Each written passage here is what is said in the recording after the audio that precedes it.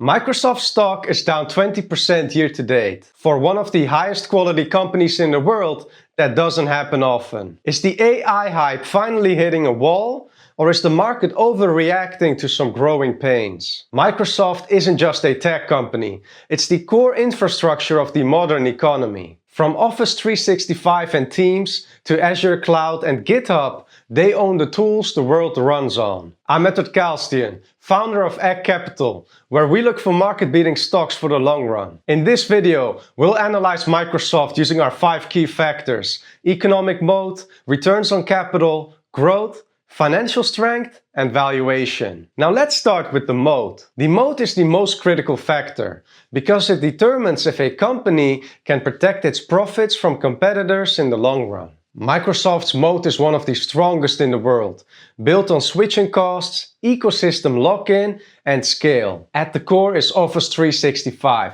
used by hundreds of millions globally, deeply embedded in enterprise workflows, and a standard for productivity. Switching away isn't just inconvenient, it's disruptive. Then there's Azure, Microsoft's cloud platform, integrated with existing enterprise systems, trusted by large organizations, and growing rapidly, including AI workloads. Now everyone is talking about AI. While tools like Copilot have faced some early user pushback and stiff competition from Google's Gemini, Microsoft has a distribution moat. They don't need the perfect standalone app. They win by making AI a native part of the software businesses already pay for. Even if the rollout is messier than the headlines suggested, Microsoft is still the primary gatekeeper for enterprise AI. Now, before we go into the numbers, this is where the story needs to be backed up by data. To break down Microsoft's return, growth, financial strength and valuation,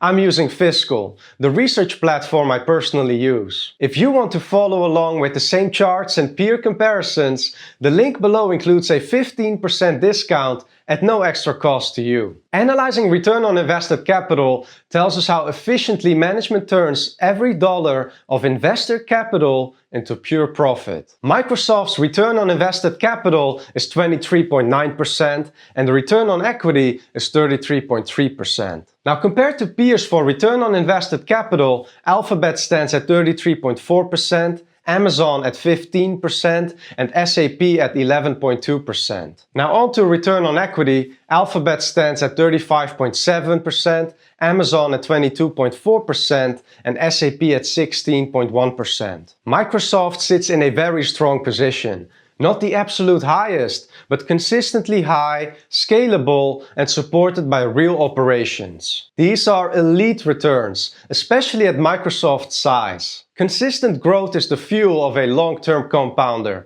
Without it, even a dominant business eventually stalls out. And Microsoft delivers strong growth. Over the last decade, revenue grew at a compounded annual growth rate of 13.3%, net income grew at a CAGR of 19.5%, and earnings per share grew at a CAGR of 20.4%.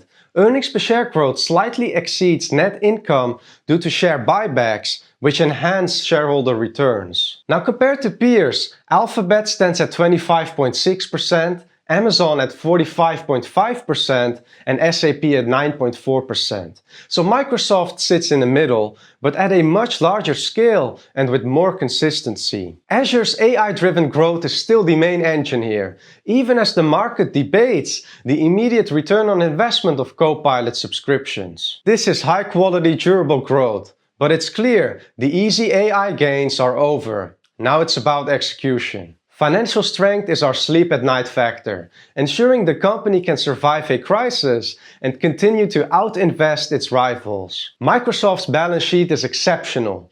Cash and cash equivalents sit at $94.6 billion and total debt at $60.6 billion. Free cash flow stands at $71.6 billion, and this means that Microsoft can fully cover its total debt with less than 1 year of free cash flow. Even more impressive, cash is increasing and debt is decreasing.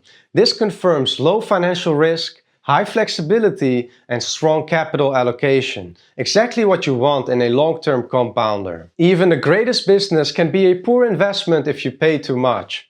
Valuation is the final filter for our margin of safety. Now let's talk price. Forward price to earnings is roughly 21.8. This is near the lowest level in the past decade.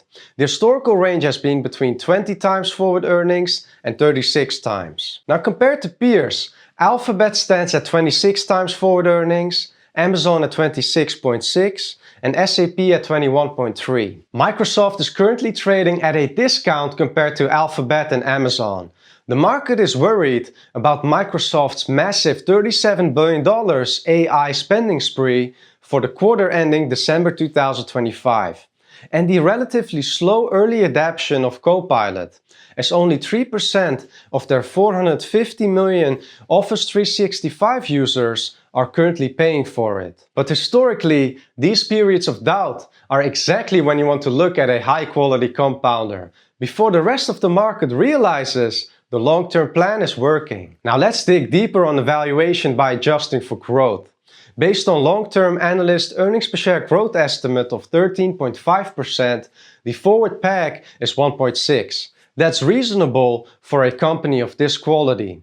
Now compared with historical earnings per share growth of 20.4%, we get a trailing PEG ratio of roughly 1.5. So whether we look forward or anchor on history, Microsoft's valuation looks consistent and not stretched. So let's bring this together through our 5 key factors. Microsoft has a wide economic moat, driven by ecosystem lock-in, cloud scale, and AI integration. Returns on capital are elite, with 23.9% return on invested capital. Growth is strong, with a 20.4% earnings per share CAGR over the last decade. Financial strength is solid, with massive free cash flow and low risk. Valuation is now reasonable, trading at 21.7 times forward earnings, near decade lows. In my view, Microsoft stock is undervalued. The market is focusing on short-term AI growing pains, creating a rare opportunity for quality-focused investors. The real question is this a temporary reset or a chance to buy one of the world's best businesses at a discount?